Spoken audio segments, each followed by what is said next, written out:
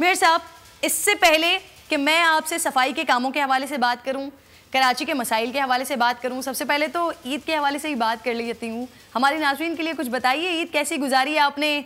कुर्बानी की, खुद शामिल हो सके उसमें, या फिर आपको किसी काम से जाना था कहीं? क्या किया आपने? ऐसा नहीं है, ईद बड़े अरसे से घर में नहीं मनाई। दोनों ईद है, रमजान की भी और ये बकरा ईद भी। इस ईद पर भी जाहिर है बाहर ही विजिट्स पे रहा हूँ और फोन पे ही घर वालों से रब्ता रहा कि क्या हो रहा है और कुर्बानी का क्या बना, ये सारी चीजें फोन पे ही लेते रहे। फिर दोपहर के बाद शाम तक घर का चक्कर लगा। दूसरे दिन भी ये हुआ। तीसरे दिन आज जो है वो थोड़ी देर के लिए घर आ गया था दोपहर के बाद। तो ये सिलसिला रहता है। जाहिर है मसाइल इतने हैं कि ईद पे फिर पार्टी की भी रिस्पॉन्सिबिलिटीज होती हैं। जो शहदा हैं, जो बीमार हैं, उनके यहाँ भी विजिट करना होता है, तो बीच में टाइम निकाल के उनके यहाँ भी जाना होता है। अच्छा वसीम अख्तर साहब, ये शहर से इस वक्त सर आलाइशा कौन उठा रहा है? सिंध सॉलिड वेस्ट मैनेजमेंट या फिर डीएमसी? क्योंकि रेहान हाशमी थे ईद से 2 दिन पहले मेरे शो में और उन्होंने कहा था कि इस साल बजट ना होने की वजह से सिंध हुकूमत को आलाइशा उठाने के लिए दरख्वास्त की गई थी। आप मुतमईन हैं उनकी परफॉर्मेंस से सर?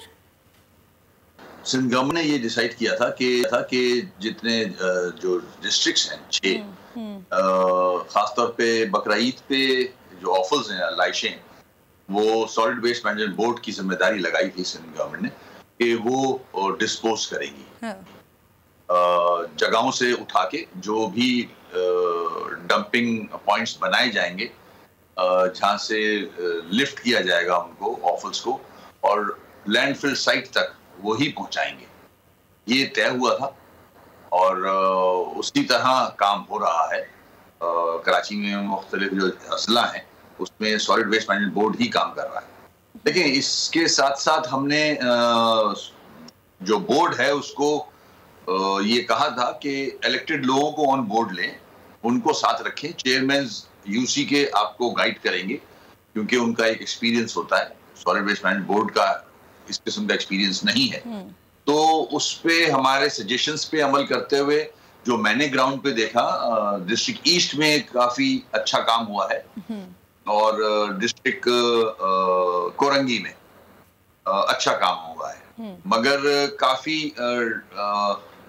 जो मुश्किलात हैं वो रही डिस्ट्रिक्ट सेंट्रल में और डिस्ट्रिक्ट वेस्ट में। वहां जिस तरह से काम होना चाहिए था उस तरह से नहीं हुआ। बाद में फिर एमडी साहब से भी बात की, मिनिस्टर साहब से भी बात की ताकि वो इक्विपमेंट बढ़ाया जाए। वहाँ इक्विपमेंट बहुत कम था, डिस्ट्रिक्ट बहुत बड़ा है वो, और इक्विपमेंट उस हिसाब से नहीं दिया गया था जो कि फाइनल हुआ था मीटिंग्स के अंदर। तो फिर लेट नाइट तक काम चलता रहा। आज भी मुश्किलात आई हैं गुलबर्ग के इलाके में, लैक्टाबाद के इलाके में। मैंने MD solid waste management board से बात की कि जल्द से जल्द वहां भेजा जाए। आज भी मैं समझता हूं कि लेट नाइट तक काम चलेगा। ऑफल जो है वो बहुत ज्यादा हैं, उसके डिस्पोजल के लिए, लैंडफिल साइट तक पहुंचाने के लिए टाइम लग रहा है। मेयर साहब, आप फरमाया, नगिया रजा साहब को इसका क्रेडिट जाता है। वाकई कोरंगी का इलाका इस वक्त क्लीन है। अब सर मैं आपसे ये जानना चाह रही हूँ, क्लीन कराची मिशन के लिए एनडीएमए और एफडब्ल्यू, मेयर कराची मुतमईन है इससे? अगली बारिशें जो अभी हालिया होने वाली हैं, जिसकी पेशगोई है, ये कराची अब नदी नालों का मुंतजर तो नहीं होगा सर? नदी नालों का मंजर तो नहीं पेश करेगा? देखिए, बड़ा अच्छा सवाल किया है आपने। ये अब कराची की आवाम भी और जितने भी गवर्नमेंट्स हैं वो अगर मैं उनकी याद दहानी कराऊं कि मैं 4 साल से यही बात कर रहा हूं कि नाले, बड़े नाले तकरीबन 40 हैं, टोटल कराची में 500 नाले हैं। इन नालों पे मैंने, केएमसी ने जून 2018 तक काम कराया था। उसके बाद से नाले साफ नहीं हुए। उसकी सबसे बड़ी वजह, केएमसी के पास वो वसाइल नहीं है कि वो नाले साफ कर सके। रिस्पॉन्सिबिलिटी केएमसी की है। ये मैंने लिख के भी भेजा हुआ है, मीडिया पे भी कहा है, मीटिंग्स में भी कहा है। जब एनडीएमए की एक वार्निंग आई तो मैंने उसके बाद प्रेस कॉन्फ्रेंस की, सीएम साहब से रिक्वेस्ट की कि केएमसी ये काम नहीं कर सकता, आपको कुछ करना होगा क्योंकि एनडीएमए की वार्निंग आई है। बहुत ज्यादा बारिशों की उम्मीद है। उसके बाद सिंध गवर्नमेंट ने ये डिसाइड किया कि हम कुछ पैसे लगा के ये नाले साफ करते हैं। उन्होंने नाले साफ करने शुरू किए, उसमें भी काफी टाइम लगा, मगर आज जो सिचुएशन है, मैं ये पॉइंट आउट कराना चाहता हूं कि जो मैं बात कर रहा था कि कराची में सिर्फ नालों के इश्यूज नहीं है, कराची में ट्रांसपोर्ट का बहुत बड़ा इशू है, पानी पीने का बहुत बड़ा इशू है, सीवरेज का बहुत बड़ा इशू है, सड़कों का बहुत बड़ा इशू है, हेल्थ का इशू है। कोई ऐसा सेक्शन नहीं है, एरिया नहीं है जहां प्रॉब्लम्स ना हो। ये तो सिर्फ हम 38 नालों की बात कर रहे हैं। आज मेरी इस बात पे फेडरल गवर्नमेंट, सूबे की हुकूमत, NDMA और FWO, प्राइम मिनिस्टर साहब के कहने पे ये सब एक पेज पे आए और नाले साफ कर रहे हैं। मैं यही बातें कर रहा था कि ये नाले साफ नहीं हो सकते जब तक कचरे का डिस्पोजल सिंध गवर्नमेंट नहीं करती। तो अगर ये बात मेरी पहले मान ली जाती तो ये नुकसानात नहीं होते, मगर आज अच्छी बात है, इमरजेंसी पे ये पूरा पाकिस्तान कराची के 3 नालों पे मुत्तफिक होके काम कर रहा है।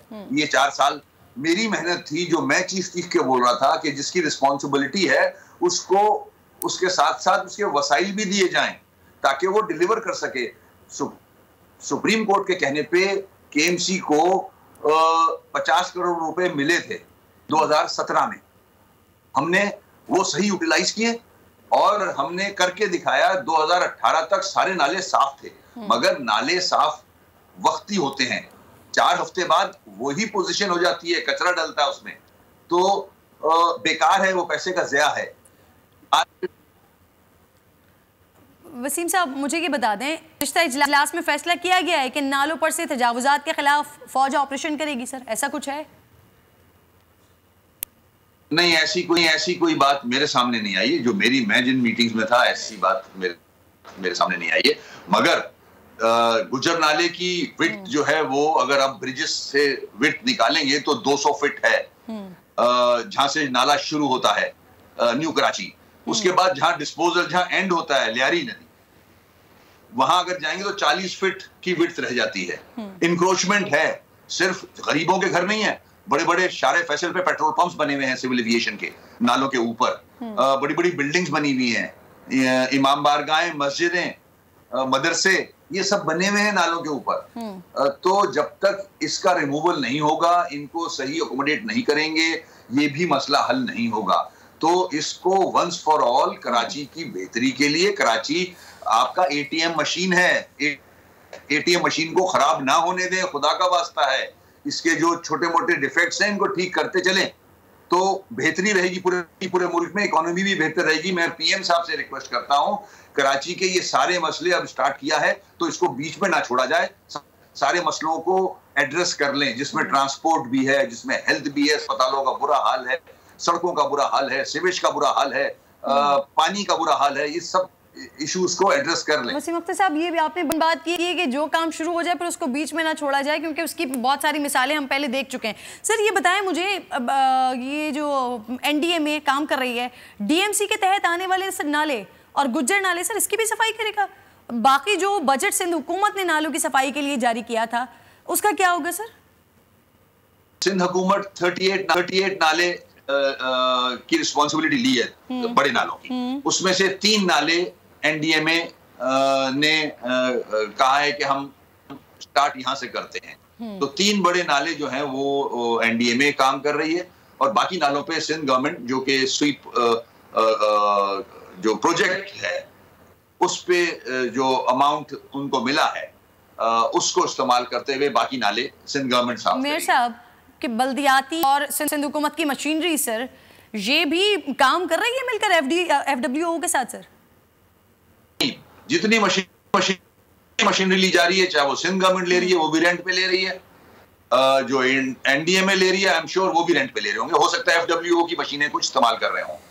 KMC के पास वो मशीनें नहीं है, KMC के पास तो तनख्वाह देने के पैसे नहीं है, 16.5 करोड़ का शॉर्टफॉल है तनख्वाहों का KMC के पास हर महीने। सर मुझे सईद गनी साहब ने कल आपके साथ बैठकर और उससे 2 रोज पहले नासिर हुसैन शाह साहब भी ये कह चुके हैं कि नाले चौक होने की वजह किसी कोई ना कोई इसमें पत्थर डाल देता है, उसे बंद कर देता है, साजिश है। सर माजी में इस तरह के इल्जामात MKM पर लगते रहेंगे, आपका रिस्पॉन्स सर इस पर? नहीं, मेरे ख्याल में हमें काम करना चाहिए। अगर किसी ने पत्थर डाल भी दिया तो जिम्मेदारी बनती है हुकूमत की उसको उठाए, और अगर किसी को पकड़े तो उसको कानून के मुताबिक सजा दी जाए। हमें काम करना चाहिए, आगे बढ़ें। अच्छा, इमरान खान ने लामहदूद फंड्स के साथ NDMA को, FWO को भेज दिया। कराची का मेयर वजीर आजम का इत्तेहादी फंड का मुतालबा करता रह गया, उनकी मदद क्यों नहीं की? क्या एतमाद का कोई फकदान है सर, या कोई और मसला है? देखें, एतमाद की बात नहीं है, ये सुप्रीम कोर्ट के कहने पे इस सिस्टम को फाल किया गया था, इलेक्शन कराए गए थे, तीसरी हुकूमत वजूद में आई, आईनी तहफ़्फ़ुज़ हासिल है, तो फेडरल गवर्नमेंट की और सूबे की हुकूमत की जिम्मेदारी बनती है कि इसको प्रोटेक्ट करें। अगर नहीं करेंगे तो आइन की वायलेशन होती है ये।